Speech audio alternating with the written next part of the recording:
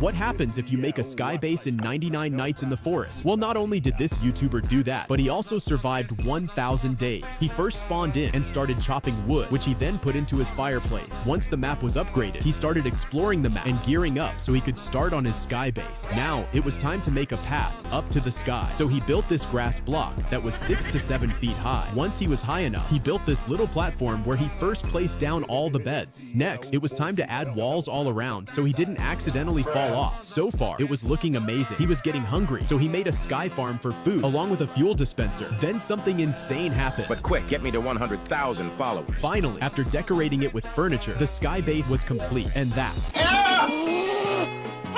Wow.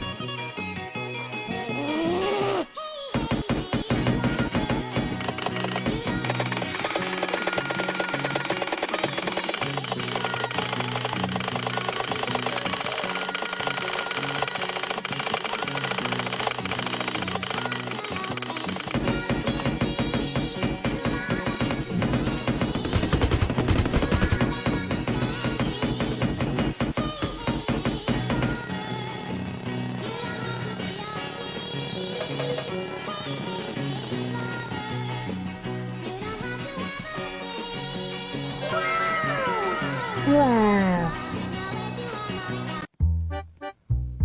Chop some trees. We need to start fire before night. Okay.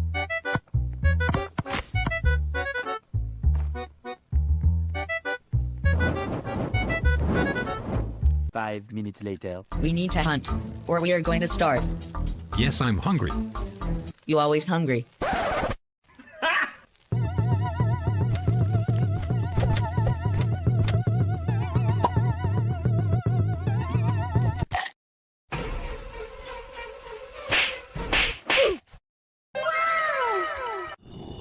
Oh!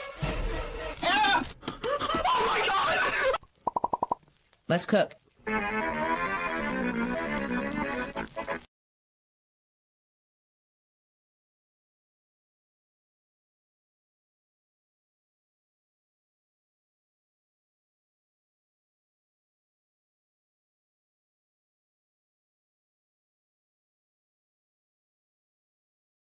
What happens when a noob joins 99 Nights in the Forest? First, he will join an almost full game, cause, you know, newbies don't want to play alone. When he is loaded into the game, he will look around in confusion. He has no idea what's going on in the meantime, so he asks what this game actually is. His teammates explained the game to him, and then newbie started his expedition right away. He cut down the tree like a good boy, and tried to cut down a bigger tree, if he knew. Then the night was approaching, and newbie didn't have an idea where his base was. He thought that he's cooked, but luckily a teammate found him and brought him to the campfire. Then it was day 2, and newbie found an abandoned house. He spotted a chest and decided to open it.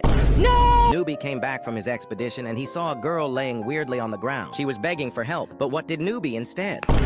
I thought noobs were just racists, but they can also get freaking horny. Newbie was hungry and asked if he could eat this innocent child. Spoiler, he is vegetarian, so no. Then the noob had an intense fight against a wolf. Well, he lost. Then his teammates did a funeral for him. Sad farewell. Newbie then left the game, not as a loser, but as a hero. Subscribe if we should cancel newbie. We're getting a new volcanic biome in this new 99 Nights in the Forest update this weekend.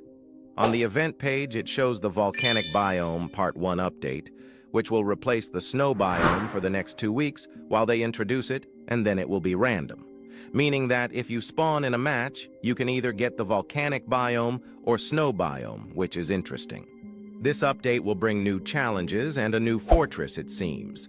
Seeing that we're getting Part 1, I would assume we will get a new entity for Part 2 of the volcanic update like we did for the snow biome update with the owl. Hopefully we do, and maybe we can find clues and hints around the map. Also, the update will be Saturday 1 p.m. Eastern Time.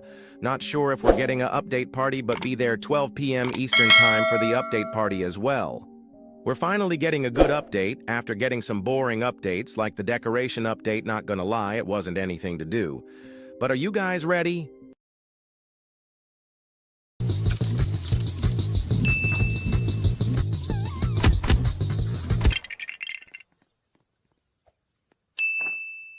For pet, pelt.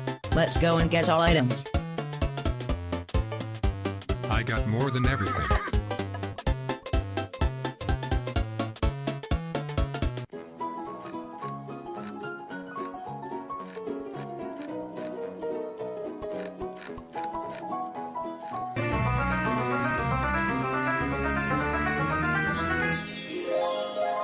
Yes. We finally did it.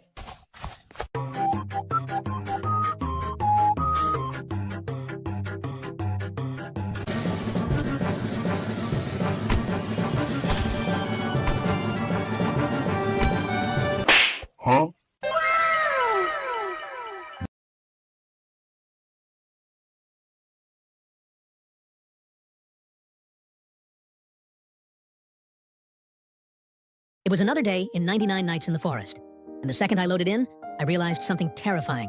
My teammates were complete noobs. The first one? Yeah, he tried chopping me. I'm not a tree boy. And the other one? I don't even know. He was hugging trees. Maybe he was trying to get energy from them. Who knows? But I knew one thing. I had to carry them. So of course, I started farming wood for our base. But even that was impossible, because the noobs kept trying to chop me down like I'm some kind of oak tree. I thought it was over, no chance of survival. But then it happened. The deer monster appeared. The poor little boy just ran straight at it, swung his axe once, and the deer ran away. Maybe this guy had potential after all. Then one of them cried that he was starving. So of course, I went hunting, brought him food. He ate like 5 hours straight, and suddenly he was the happiest man alive. So me and the boy went off exploring. But then we noticed that the other noob died. I wanted to revive him, but nope, he rage quit. Gone. So now it was just me, one hungry noob, and a random girl in the background who didn't even care about anything. And of course, the noob came back begging for food again. So I went hunting again. But while I was out, night fell, and both teammates got jumped by cultists. When I finally found the noob again, he was already dead. No bandages either. So I put him inside this tiny shack to keep him safe, then went on a mission to find bandages. Years passed. Probably decades. But I did it. I found one. I sprinted back to save him only to find out he was gone. I asked the girl where he went. She shrugged. Didn't know, didn't care. So I went looking. I asked the cultists if they'd seen him. They answered with swords. And then I saw it. A giant building, glowing with gems. The noob had to be inside. So I walked in. And yeah, it was a trap. I woke up hanging upside down in a rope trap, with bears waiting below me. And just like that, I died. And the moral of the story? Sometimes, it's not the monsters, or the cultists, or even the bears that destroy you.